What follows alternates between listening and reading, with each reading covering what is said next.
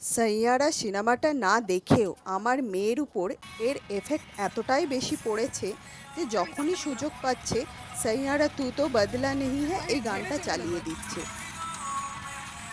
এই জেনজিগুলোর কাছে সাইয়ারাটা একটা গান নয়, মনে হচ্ছে যেন একটা মন্ত্র হয়ে দাঁড়িয়েছে।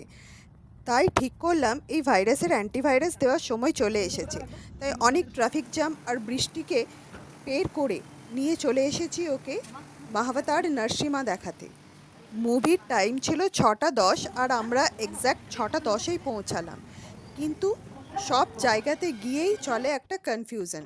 এই যে এখানেও এসে সেই একই যে 3D মুভি, তাই 3D চশমা কোনটা নেবো, লাল রঙটা নেবো না কালোটা নেবো, এইটা নিয়ে মেয়ের 5 মিনিট সময় লাগিয়ে দিল। তারপর নিজের নিজের পছন্দের কালার নিয়ে ঢুকে গেলাম আমরা হলে। গিয়ে দেখলাম যে অনেক সেট ফাঁকা আছে, কিন্তু যতগুলো এসেছে দেখতে সবারই কাছেই প্রায় বাচ্চা আছে, মানে সব মারাই এই সাইয়ারা ভাইরাসের অ্যান্টিভাইরাস দেখাতেই নিয়ে এসেছে মনে হচ্ছে। আজকালকার জেনারেশনের ছেলেমেয়েরা আমাদের নিজেদের ধর্ম সংস্কৃতির থেকে মনে হয় কোরিয়াকে নিয়ে বেশি জানে, ওদের কালচারটাকেই বেশি জানে আর মানে। তাই এই ধরনের সিনেমা মাঝে মধ্যে আসা খুব দরকার এই জেনারেশনটাকে একটু দেখে হলেও নিজের ধর্মকে জানার জন্য আর নিজেদের ভগবানদের প্রতি আস্থা রাখার জন্য। সিনেমাটা খুবই ভালো হয়েছে। অ্যানিমেশনের মধ্য দিয়ে প্রহ্লাদের চেহারাটা যে এত সুন্দর করে দেখাবে ভাবাই যায়নি, এত মিষ্টি একটা বাচ্চার চেহারা দিয়েছিল।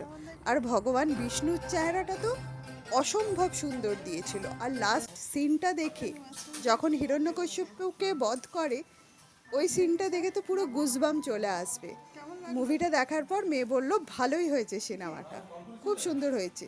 কিন্তু সঙ্গে দেখাতে লাগলো দেখো মাম্মা নেক্সট এটা আসবে এটা আসবে, তো ওইগুলো কি দেখাতে নিয়ে আসবে? আমি বললাম চুপটি করে বাড়ি চ। মুভিটা দেখে মনের খিদেটা তো মিটে গেল, কিন্তু সঙ্গে সঙ্গে পেটের খিদেটা বেড়ে গেল। তাই একটু দেখে কিছু খেয়ে নিলাম। আর মেয়ে বলল যে মাম্মা পুরো মুভিটাতে আমার হোলিকার জন্য খুব খারাপ লেগেছে, বেচারি ও শুধু শুধু মরে গেল। আমি বললাম এখান থেকেই ওই মুহাবরাটা এসেছে, অন্যের জন্য গর্ত খুললে নিজেকেই পড়তে হয় সেখানে। তো যাই হোক, সিনেমাটা দারুণ ছিল। তোমরা যারা যারা দেখোনি প্লিজ একবার করে গিয়ে দেখে নাও।